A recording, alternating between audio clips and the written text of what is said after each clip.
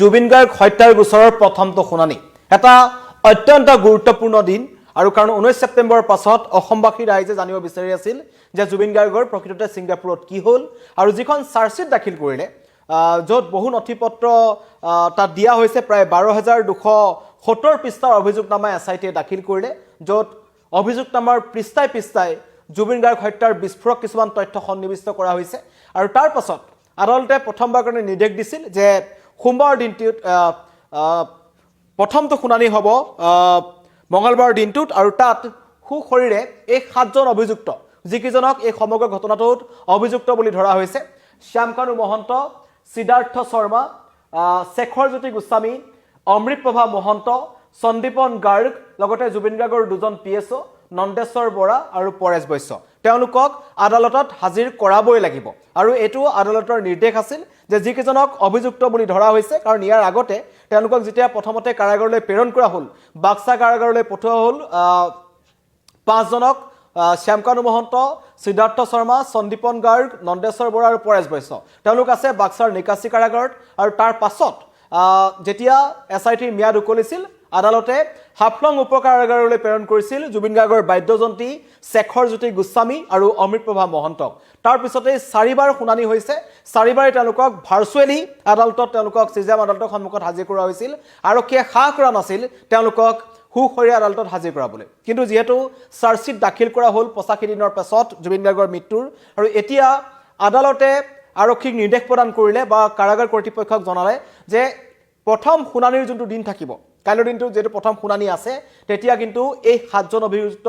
আদালতত হাজিৰ হ'ব লাগিব আৰু তেওঁলোকৰ হাতে হাতে এই চাৰ্জশ্বিটৰ কপি দিয়া হ'ব তাৰ পাছতে এটা বিপাঙত পৰিছে অসম আৰক্ষী কাৰণ যেতিয়া প্ৰথমবাৰ এই শ্যামকানু মহন্ত সিদ্ধাৰ্থ শৰ্মা সন্দীপন গাৰ্গ আৰু নন্দেশ্বৰ বৈশ্যক গুৱাহাটী চিজিএম আদালতৰ পৰা পানবজাৰ থানাৰ পৰা তেওঁলোকক যেতিয়া বাক্সাৰ নিকাশী কাৰাগাৰলৈ লৈ যোৱা হৈছিল তাত কি পৰিস্থিতিৰ উদ্ভৱ হৈছিল সেইটো আমি সকলোৱে জানো আৰু এটা উত্তপ্ত পৰিস্থিতিৰ সৃষ্টি হৈছিল আৰক্ষী বাহন জ্বলাই দিয়া হৈছিল আৰু পাছৰ পৰ্যায়ত বাক্সা জিলাখনত ইন্টাৰনেট পৰ্যন্ত কৰ্তন কৰিবলগীয়া অৱস্থাৰ সৃষ্টি হৈছিল আৰু কটকটা নিৰাপত্তা বেষ্টনীৰ মাজতে তেওঁলোকক লৈ যোৱা হৈছিল তথাপিও স্থানীয় ৰাইজে তীব্ৰ প্ৰতিবাদ সাব্যস্ত কৰিছিল আৰু চৰকাৰে কোৱা মতে মুখ্যমন্ত্ৰীয়ে কোৱা মতে যে তাত একাংশ তৃতীয় পক্ষই সমগ্ৰ ঘটনাটো বিপথে পৰিচালিত কৰিবলৈ চেষ্টা কৰিছিল গুলি ফুটাবলগীয়া হৈছিল আৰু যেতিয়া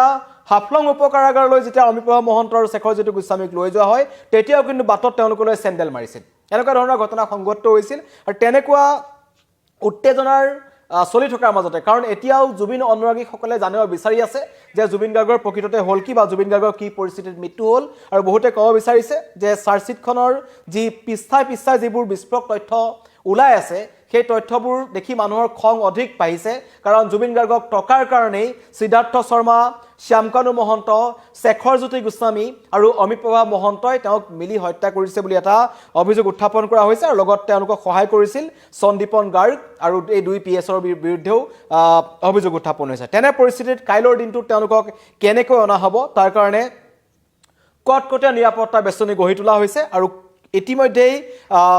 হাফলং আৰু বাক্সাৰ কাৰাগাৰত দুখন বিশেষ বাহন লৈ যোৱা হৈছে সেই বিশেষ বাহন দুখনতেই কটকটীয়া নিৰাপত্তাৰ মাজত তেওঁলোকক লৈ অনা হ'ব বুলি অসম আৰক্ষীৰ ফালৰ পৰা জানিবলৈ দিছে কিন্তু তাৰ মাজতেই পুৱতি নিশাই তেওঁলোকক জেলৰ পৰা লৈ অনাৰ সম্ভাৱনা আছে যেতিয়া মানুহৰ সমাগম কম থাকে তেনে সময়তে তেওঁলোকক কাৰাগাৰৰ পৰা গুৱাহাটীলৈ উলিয়াই লৈ আনিব যাতে খুব কম সময়ৰ ভিতৰতেই আদালত খোলাৰ লগে লগে যাতে তেওঁলোকক আদালতত হাজিৰ কৰাব পাৰে তেনেকুৱা ধৰণৰ ব্যৱস্থা গ্ৰহণ কৰা হ'ব পাৰে আৰু এটা খবৰ ওলাইছে যে অসম আৰক্ষীৰ ফালৰ পৰা এটা বিশেষ আবেদন আদালতত দিয়া হৈছে যাতে তেওঁলোকক ভাৰ্চুৱেলি আদালতত হাজিৰ কৰোৱালেও হয় সেইটো আগৰবাৰো তেনেকুৱাকৈ কৰা হৈছিল কাৰণ নিৰাপত্তাৰ দিশটো আহিব অধিক উত্তপ্ত পৰিস্থিতিৰ সৃষ্টি হ'ব পাৰে কাৰণ ইয়াৰ আগৰবাৰ আমি দেখিছিলোঁ যে একাংশ জুবিন অনুৰাগী হওক আৰু তেনেকুৱা এটা একাংশ লোক গোট খাইছিল তাত একাংশ লোকে উচতাই দিছিল বুলি মুখ্যমন্ত্ৰীয়ে অভিযোগ উত্থাপন কৰিছিল আৰু জুবিন গাৰ্গৰ মৃত্যুৰ পাছত বিৰোধীয়ে বিভিন্ন ধৰণৰ ৰাজনীতিকৰ অভিযোগ উত্থাপন হৈ আছে তেনে পৰিস্থিতিত উত্তপ্ত পৰিস্থিতি যাতে সৃষ্টি নহয় তাৰ প্ৰতি লক্ষ্য ৰাখি তেওঁলোকক নানিলেও হয় নেকি তেনেকুৱা ধৰণৰ এটা আবেদন আৰক্ষীয়ে আদালতলৈ পঠাইছে বিবেচনা কৰিবৰ কাৰণে কৈছে যে বিবেচনা কৰি চাওক কাৰণ দীঘলীয়া এটা পথ থাকিব বাক্সাৰ পৰা গুৱাহাটীলৈ আনিব লাগিব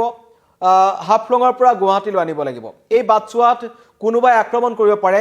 পৰিস্থিতি উত্তপ্ত হ'ব পাৰে, পুনৰ তেওঁলোকক কাৰাগাৰলৈ লৈ যাব লাগিব, এবাৰ আনিব লাগিব, তেনেকুৱা পৰিস্থিতি হোৱাতকৈ তেওঁলোকক ভাৰ্চুৱেলি আদালতত হাজিৰ কৰিব পাৰে নেকি, তাৰ কাৰণে আদালতত তেওঁলোকে আবেদন জনাইছে। আৰু আজি সন্ধিয়াৰ ভাগত আদালতে সেই কথা স্পষ্ট কৰিব যে নিৰাপত্তাজনিত কাৰণত কাইলৈ গুৱাহাটীলৈ আনিব নে নানে, নে ভিডিঅ' কনফাৰেন্সৰ জৰিয়তে আগৰ দৰে ভাৰ্চুৱেলি তেওঁলোকক আদালতত হাজিৰ কৰিব। কাৰণ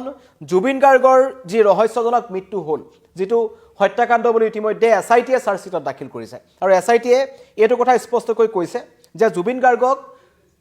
প্ৰায় 1.5-2 বছৰমানৰ আগৰ পৰাই হত্যাৰ পৰিকল্পনা কৰিছিল। কাৰণ সিদ্ধাৰ্থ শৰ্মাক জুবিন গাৰ্গে টকাৰ হিচাপ বিচাৰিছিল, এটা সংঘাত আৰম্ভ হৈছিল। আৰু একেলগে শ্যামকানু মহন্ত, যিজনে জুবিন গাৰ্গক দীৰ্ঘদিন ধৰি ব্যৱহাৰ কৰি আহিলে, পণ্য সামগ্ৰী বুলি তেওঁ ব্যৱহাৰ কৰি আহিছিল, তেওঁৰ সৈতে কিন্তু জুবিন গাৰ্গৰ কিছু মতানৈক্য হৈছিল, যিটো আমি ৰঙালীৰ ফেষ্টিভেলত দেখা পাইছিলোঁ, য'ত জুবিন গাৰ্গে গৈ সুৰামত্ত অৱস্থাত আছিল, গৈ কিছু তেওঁ খং উঠিছিল আৰু ৰঙালীৰ প্ৰথম দিনাখন খানাপাৰাত তেওঁ গেটত এটা গুৰ মাৰিছিল। আৰু তাৰপিছত সমগ্ৰ ৰাজ্যজুৰি তীব্ৰ প্ৰতিক্ৰিয়াৰ সৃষ্টি হৈছিল যে কি হৈছিল কি নাই, আৰু সেইবোৰে হয়তো ক'ৰবাত নহয় ক'ৰবাত এই সংঘাতৰ আৰম্ভণি আছিল। আৰু তেওঁলোকে পৰিকল্পিতভাৱে হাৰ্থব জুবিন গাৰ্গক ধ্বংস কৰিবৰ কাৰণে, শেষ কৰিবৰ কাৰণে তেওঁলোকে টাৰ্গেট কৰিছিল বা তেওঁলোকে প্লেন কৰিছিল যে ছিংগাপুৰত লৈ যাব লাগিব, আৰু ছিংগাপুৰত গৈ জুবিন গাৰ্গক অত্যাধিক সুৰাপান কৰোৱা হৈছিল, যিটো চাৰ্জশ্বিটত আহিছে। ৭৫ মিনিট মানুহজন বিনা চিকিৎসাৰে অচেতন অৱস্থাত সাগৰৰ পাৰত পৰি থাকিল। যিজন মানুহৰ চিজাৰ এটেক আছিল, সেই মানুহজনৰ লগত তেনেকুৱা ধৰণৰ লৰা ধেমালি খেলা হ'ল, জীৱনক লৈ হেতালি খেলা হ'ল। আৰু দুৰ্ঘটনাৰ আগদিনাখন, দুৰ্ঘটনা বুলিয়ে ক'ম বা সমগ্ৰ ঘটনাটো যেনেকুৱা ধৰণৰ সংঘটিত হ'ল এতিয়াও স্পষ্ট হোৱা নাই, 19 তাৰিখৰ আগদিনাখন 18 তাৰিখৰ দিনটোত, 18 ছেপ্টেম্বৰৰ দিনটোত জুবিন গাৰ্গক অত্যাধিক সুৰাপান কৰোৱা হৈছিল। আৰু SITত যিখন প্ৰতিবেদন আছে, চাৰ্জশ্বিট আছে, তাত এটা কথা কোৱা হৈছে যে জুবিন গাৰ্গক ছিংগাপুৰত নোপোৱা এটা মদ, যিটো ছিংগাপুৰৰ বেন নহয়, বাহিৰৰ বিদেশৰ এটা মদ খোৱা হৈছিল। আৰু সেই মদটো খুৱাবৰ কাৰণে শ্যামকানু মহন্তৰ সিদ্ধাৰ্থ শৰ্মাই দায়িত্ব দিছিল অমৃতপ্ৰভা মহন্তক, আৰু জুবিন গাৰ্গক অত্যাধিক সুৰাপান কৰোৱা হৈছিল। জুবিন গাৰ্গৰ মৰণোত্তৰ পৰীক্ষাৰ প্ৰতিবেদনত সেই কথা স্পষ্ট হৈছে। 361 এলকহল পোৱা গৈছে জুবিন গাৰ্গৰ দেহত, যিটো বহুত দেহত পোৱা সুৰাৰ পৰিমাণৰ ক্ষেত্ৰত যদি চাবলৈ যাওঁ বহুত বেছি তেওঁৰ দেহত সুৰাৰ অৱস্থিতি পোৱা গৈছে। আৰু তেনেকৈ উৰে নিশা সুৰাপান কৰি জুবিন গাৰ্গক প্ৰয়োজনীয় দৰৱটো দিয়া নাছিল সিদ্ধাৰ্থ শৰ্মাই, আৰু সেই দৰৱটো গৰিমা শইকীয়া গাৰ্গে জুবিন গাৰ্গৰ কাৰণে জুবিন গাৰ্গৰ বেগত আছুতীয়াকৈ দি পঠাইছিল, যাতে সেই দৰৱটো কোনো কাৰণত মিছ নহয়। কিন্তু অতি ৰহস্যজনকভাৱে সেই দৰৱটো খুওৱা নাছিল, তাৰ বিপৰীতে অন্য এটা টেবলেট খুওৱা হৈছিল। সেইবোৰ তদন্তত আহিব, বা এই যিখন চাৰ্জশ্বিট আছে, চাৰ্জশ্বিটৰ পিস্তাই পিস্তাই এনেকুৱা ধৰণৰ ভয়ংকৰ তথ্য পোহৰলৈ আহিছে। আৰু জুবিন গাৰ্গ কিছুদিন ধৰি হয়তো জুবিন গাৰ্গেও গম পাইছিল যে সিদ্ধাৰ্থ শৰ্মাই তেওঁক কেনেদৰে ব্যৱহাৰ কৰিছে, আৰু তাৰ পাছতেই যেতিয়া হিচাপ বিচাৰিবলৈ ধৰিলে তেতিয়া এই সমগ্ৰ তেওঁলোকে হত্যাৰ ব্লুপ্ৰিণ্টটো ৰচনা কৰিলে বুলি এই চাৰ্জশ্বিটখনত কোৱা হৈছে। এতিয়া সেই 7জন অভিযুক্ত, মই কৈছোৱেই যি 7জন অভিযুক্ত আছে, এজন হৈছে মেইন সিদ্ধাৰ্থ শৰ্মা, যিজনে জুবিন গাৰ্গক লগত দীৰ্ঘদিন ধৰি লুটিপুটি খাইছিল। জুবিন গাৰ্গক পানীত নমাৰ সময়ত তেওঁ বাধা প্ৰদান কৰা নাছিল, আৰু এইদৰে তেওঁলোকে কিৰিলি পাৰিছিল জুবিন গাৰ্গে যেতিয়া পানীত সাঁতুৰি আছিল, আৰু এজনে ৰখাবলৈ জানিছিল। এজন হৈছে শেখৰ, আৰু বাকীকেইজন আছে, এগৰাকী হৈছে অমৃতপ্ৰভা মহন্ত। SITয়ে তদন্ত কৰি আছে, কিন্তু তদন্তত যিবোৰ তথ্য ওলাইছে সেই তথ্যবোৰে এটা কথা স্পষ্ট কৰে যে জুবিন গাৰ্গক টকাৰ কাৰণে হত্যা কৰিছিল। আৰু সেই 7জন অভিযুক্তক কাইলৈ এইদৰে কটকটীয়া নিৰাপত্তা বেষ্টনীৰ মাজত, কাৰণ এতিয়া সকলোৰে যদি মনত আছে বাক্সাৰ যিটো ঘটনা সংঘটিত হৈছিল, বাক্সাৰ কাৰাগাৰলৈ যেতিয়া লৈ যোৱা হৈছিল এই 5জন অভিযুক্তক, তেতিয়া স্থানীয় ৰাইজে তীব্ৰ প্ৰতিবাদ সাব্যস্ত কৰিছিল, আৰু সকলোৱে এটাই দাবী কৰিছিল যে তেওঁলোকক ইয়াত ৰাখিব নালাগে, জুবিন গাৰ্গৰ হত্যাকাৰীক কোনো কাৰণত বাক্সাত স্থান দিয়া নহ'ব, বা বাক্সাৰ কাৰাগাৰ তেওঁলোকক থাকিবলৈ দিয়া নহ'ব। তাৰ পিছতে এটা উত্তপ্ত পৰিস্থিতিৰ সৃষ্টি হ'ল, বাক্সা জ্বলি উঠিল, বাক্সাত ইণ্টাৰনেট কাটিবলগীয়া অৱস্থাৰ সৃষ্টি হ'ল, আৰু পৰৱৰ্তী পৰ্যায়ত বহু পলমকৈ আৰক্ষীয়ে তদন্ত কৰিলে, কেইবাজনো লোকক ধৰিলে, তৃতীয় পক্ষৰ হাত আছিল সমগ্ৰ ঘটনাত। তেনেকুৱা ধৰণৰ যাতে অপ্ৰীতিকৰ পৰিস্থিতিৰ সৃষ্টি নহয় সেইকাৰণে আৰক্ষীয়ে কটকটীয়া নিৰাপত্তা বেষ্টনী ব্যৱস্থা কৰিছে, বিশেষ বাহনৰ ব্যৱস্থা কৰিছে তেওঁলোকক আনিবৰ কাৰণে। কিন্তু তথাপিও অসম আৰক্ষীয়ে ক'ৰবাত নহয় ক'ৰবাত নিৰাপত্তাজনিত কাৰণত তেওঁলোকক কাইলৈ গুৱাহাটীলৈ আনিব বিচৰা নাই। সেইকাৰণে তেওঁলোকে পুনৰ এবাৰ আদালতত তেওঁলোকে আবেদন কৰিছে যে তেওঁলোকক ননাকৈ হয় নেকি, কাৰণ তেওঁলোকক হাফলং উপকাৰাগাৰ বা নিকাচি উপ কাৰাগাৰৰ পৰা আগতে যিদৰে 4বাৰ তেওঁলোকক ভিডিঅ' কনফাৰেন্সিঙৰ জৰিয়তে যেনেকৈ তেওঁলোকক হাজিৰ কৰোৱা হৈছিল তেনেকৈ যদি তেওঁলোকক হাজিৰ কৰাব পাৰি তেন্তে ভাল হ'ব বুলি মন্তব্য কৰিছে কাৰণ নিৰাপত্তাৰ দিশটোৰ কথা আছে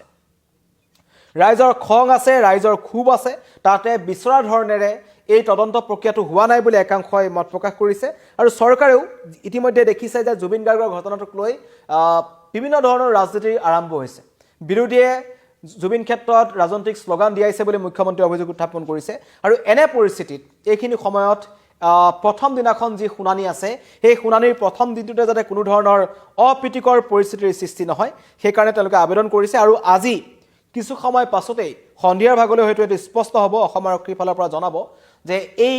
7জন অভিযুক্তক কাইলৈ কেনেকৈ অনা হ'ব অনা হয় নে অনা নহয় কাৰণ সকলোৱে বিচাৰি আছে কঠোৰৰ পৰা কঠোৰ শাস্তি মোলে বহুতে ইয়াত কমেন্ট কৰিছে খালিলুৰ ৰহমান #justice4Jubin Garg হয় সকলোৱে এতিয়াও #justice4Jubin Garg লিখি আছে জুবিন গাৰ্গৰ এই সমগ্ৰ ঘটনাটোৰ তেওঁলোকে তদন্ত বিচাৰিছে তেওঁলোকে ন্যায় বিচাৰি আছে আৰু জুবিন গাৰ্গে যে ন্যায় পাওক সেইটো তেওঁলোকে সকলোৱে দাবী কৰি আছে কিন্তু তাৰ মাজতো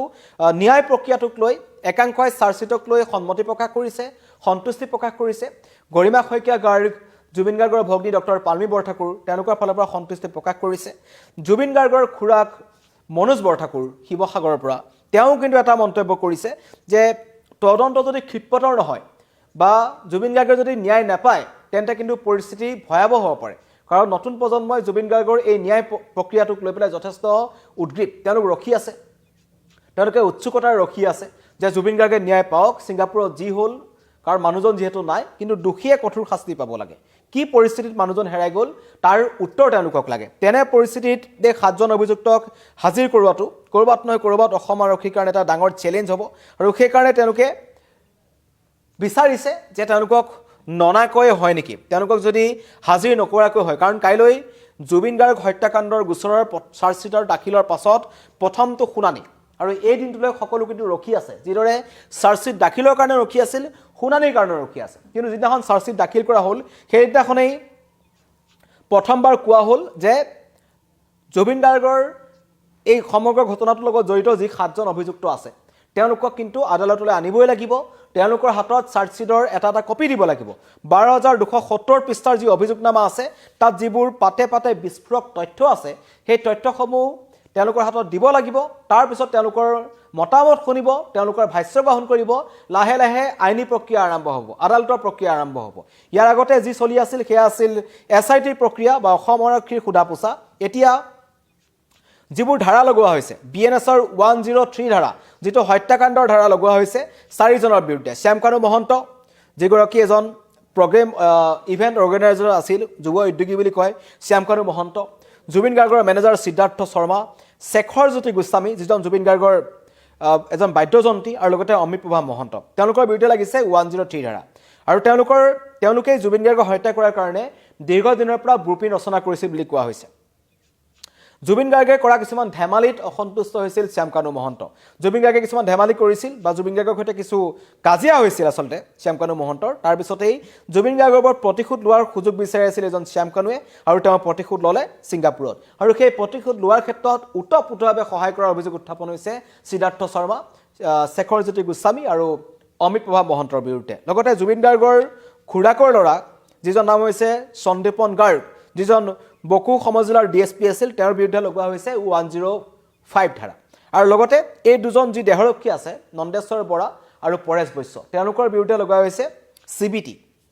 যেটো হৈছে বিশ্বাস ভংগৰ এটা অভিযোগ তেওঁলোকৰ